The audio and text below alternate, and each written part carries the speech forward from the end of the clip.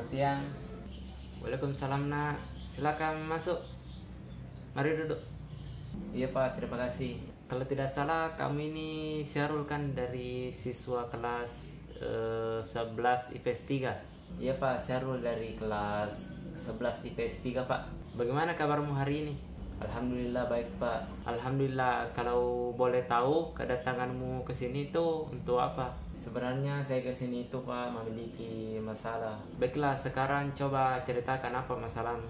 Masalah saya itu Pak sering merasa cemas dan tegang karena pengalaman di masa lalu saya Pak. Jadi sekarang apa yang kamu harapkan dari proses konseling ini? Saya berharap masalah saya itu dapat selesai Pak. Bapak juga merasa senang ya karena kamu memiliki semangat yang tinggi untuk menyelesaikan masalahmu. Baiklah, kalau begitu bagaimana kalau kita sepakati waktu terlebih dahulu, karena proses konseling ini bisa mencapai 2-3 kali pertemuan. Tetapi jika kamu aktif dalam proses konseling ini, nah proses ini dapat berjalan dengan cepat, minimal itu 45 menit. Nah, bagaimana dengan waktu yang ditetapkan? Apakah kamu setuju? Iya Pak, saya setuju. Saya berharap agar masalah saya ini cepat terselesaikan. Baiklah, kalau begitu coba kamu ceritakan masalah kamu. Jadi begini Pak, beberapa minggu lagi kan saya ada tes semester lagi Pak ya, akan ujian lagi. Tapi saya selalu merasa cemas dan tegang Pak. Boleh Bapak tahu ya apa yang menyebabkan sehingga kamu selalu merasa cemas dan tegang? Begini Pak, saya sering merasa cemas dan tegang Pak ketika akan mengalami atau akan tes semester Pak, karena saya itu merasa takut Pak kalau saya tidak berhasil Pak. Kenapa kamu memiliki perasaan seperti itu? Begini Pak, sebenarnya saya itu merasa trauma dengan pengalaman saya Pak. Memangnya apa pengalaman kamu sehingga membuatmu trauma? Saya pernah gagal Pak di semester sebelumnya. Oh, jadi kamu merasa trauma karena pengalaman kamu itu? Iya Pak. Apakah kamu sudah berusaha agar kamu dapat berhasil di semester ini? Ya Pak, saya sudah belajar dengan semaksimal mungkin, tetapi saya masih tetap pesimis Pak. Tadi kamu mengatakan sudah belajar semaksimal mungkin, tetapi kenapa kamu masih saja pesimis? Iya juga sih Pak, tapi perasaan cemas dan tegang selalu ada di dalam diri saya. Kamu mengatakan bahwa kamu selalu merasa cemas dan tegang ketika ingin menghadapi tes semester karena kamu itu merasa trauma dengan pengalaman kamu dan akhirnya kamu merasa pesimis. Iya Pak, saya selalu merasa cemas dan tegang. Kamu mengatakan bahwa kamu selalu merasa cemas, tegang, dan perasaan itu berpengaruh terhadap konsentrasi kamu dalam menghadapi tes semester ini, dan juga mempengaruhi terhadap perilaku kamu. Benar Pak, saya jadi bingung sementara tesnya hampir dilaksanakan. Kamu mengatakan bahwa kamu pernah gagal pada semester sebelumnya ya, sehingga menyebabkan kamu trauma dengan keadaan tersebut, dan akibatnya kamu selalu merasa cemas dan tegang ketika ingin menghadapi tes yang akan datang. Iya Pak, saya sangat kecewa pada diri saya. Kamu itu merasa marah pada diri kamu sendiri? Iya Pak, saya merasa putus asa. Terkadang kita memang merasa sedih. Jadi jika kita pernah gagal di masa lalu, tetapi jangan sampai rasa sedih itu berlarut menguasai kamu sehingga membuat kamu selalu merasa cemas, tegang. Tetapi jadikanlah masa lalu itu sebagai pengalaman dalam diri kamu, bahwa kita harus itu belajar dari pengalaman kita dan jangan sampai kita jatuh pada lubang yang sama. Maksudnya jangan melakukan kesalahan yang sama. Iya Pak. Baiklah, kalau begitu bagaimana kita terlebih dahulu kamu hendaknya dapat menetapkan dengan jelas tujuan yang ingin kamu capai. Dalam merumuskan tujuan ini, kamu harus mempertimbangkan siapa yang saja yang terlibat dalam permasalahan ini. Yang terlibat itu hanya diri saya sendiri Pak. Benar sekali. Lalu apa apa yang kamu lakukan dalam mengatasi masalah kamu ini? Saya harus menghilangkan perasaan cemas dan tegang yang ada pada diri saya, Pak. Ya, tetapi yang lebih penting adalah bagaimana cara untuk menghilangkan perasaan cemas dan tegang yang ada pada diri kamu itu. Itulah masalahnya, Pak. Sulit sekali rasanya untuk memikirkannya. Baiklah, kalau begitu, kamu juga harus menetapkan dalam kondisi bagaimana kamu menyelesaikan masalah ini. Saya ingin belajar untuk menghilangkan kecemasan dan ketegangan saya selama waktu istirahat di sekolah dan juga berlatih di rumah pada sore hari. Nah, sekarang coba kamu merumuskan apa tujuan yang ingin kamu capai setelah konseling ini. Baiklah, saya merasa cemas dan tegang ketika ingin menghadapi tes semester karena itu saya takut gagal dalam tes tersebut. Karena itu saya ingin menghilangkan kecemasan dan ketegangan saya, Pak, sebagaimana ditunjukkan oleh tidak adanya perasaan cemas dan tegang pada diri saya, dan akan saya lakukan latihan sebanyak 2 kali dalam sehari. Bagus sekali, kamu telah merumuskan tujuan untuk mengatasi masalahmu dengan baik. Iya, Pak.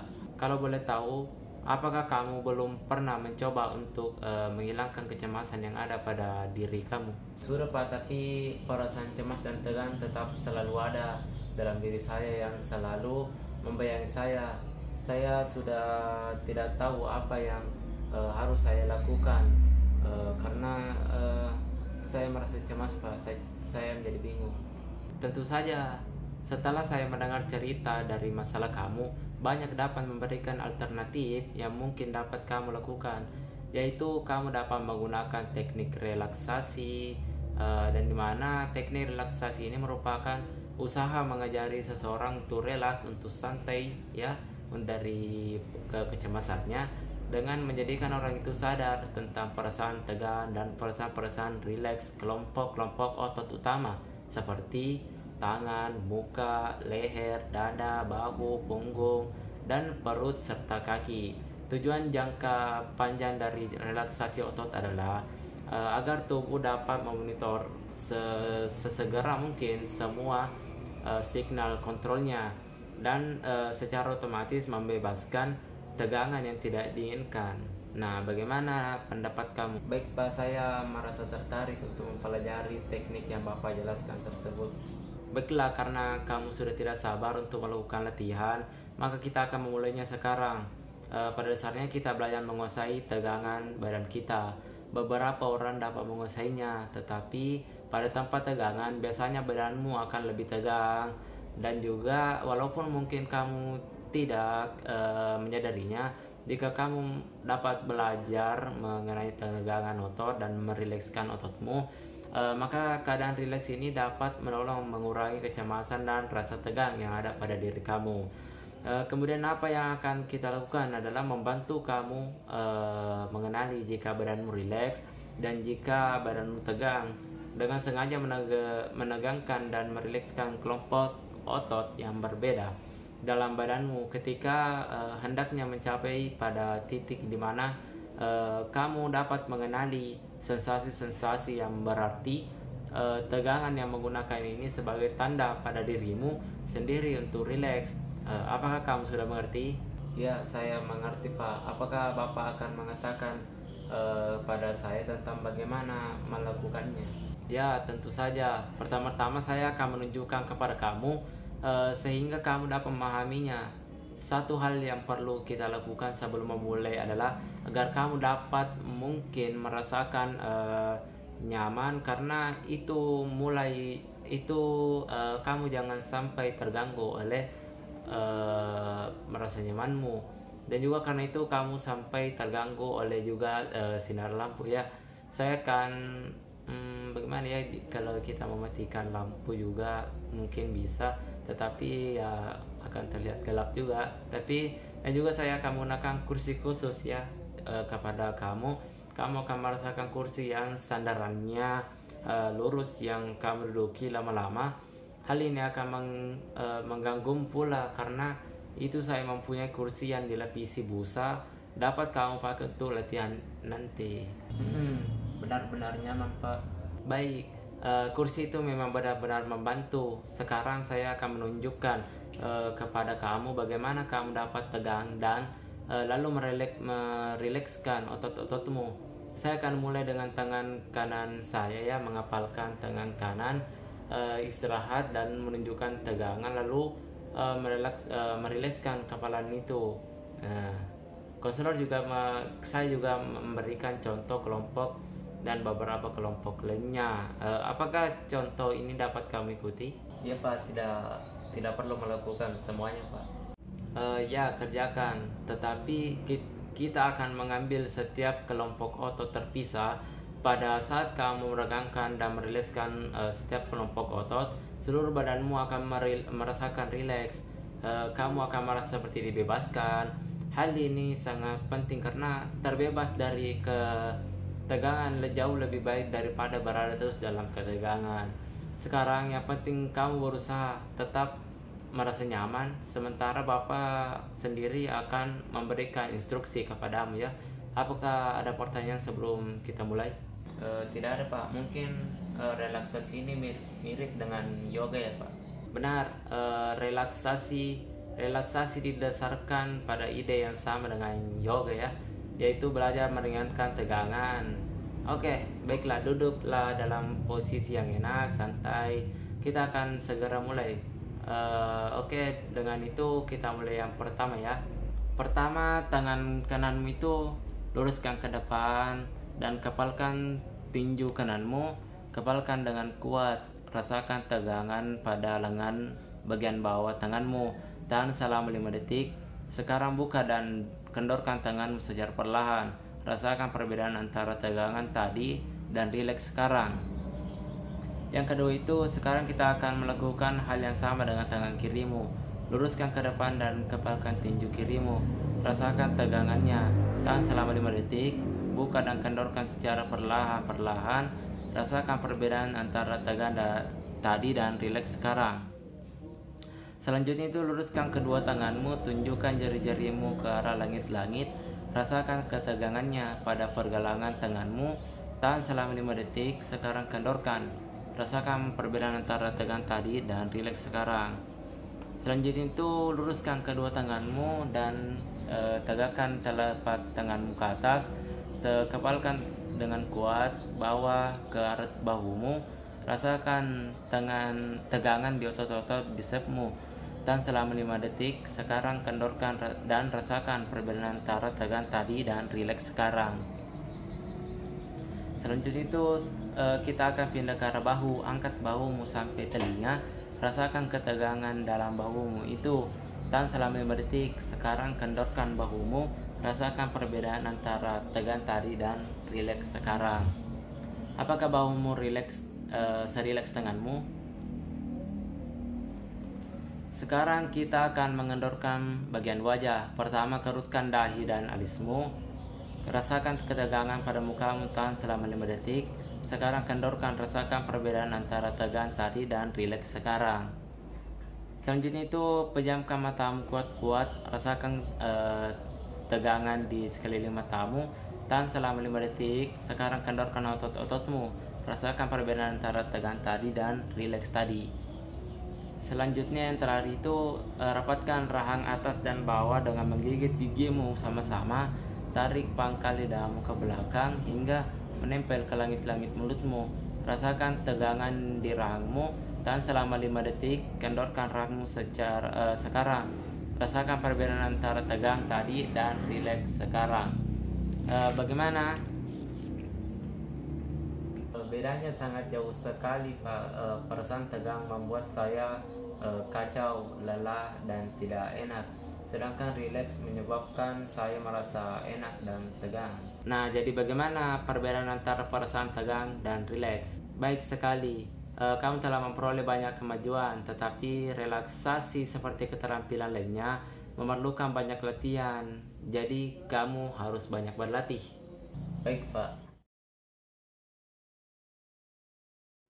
Rupanya waktu kita sudah hampir habis ya waktu ini. Mari kita manfaatkan waktu yang tinggal sedikit ini. Iya Pak. Sebelumnya Bapak ingin kamu mengungkapkan kembali pokok-pokok hasil pembicaraan kita. Baiklah Pak, saya harus melakukan teknik relaksasi ini untuk menghilangkan kecemasan dan ketegangan yang ada pada diri saya, sehingga saya dapat merasa rileks, dan saya juga harus banyak latihan Pak. Bagus, rupanya kamu sudah paham. Bagaimana perasaanmu sekarang? Sekarang saya benar-benar rileks Pak, kecemasan dan ketegangan yang ada pada diri saya itu sudah mulai berkurang.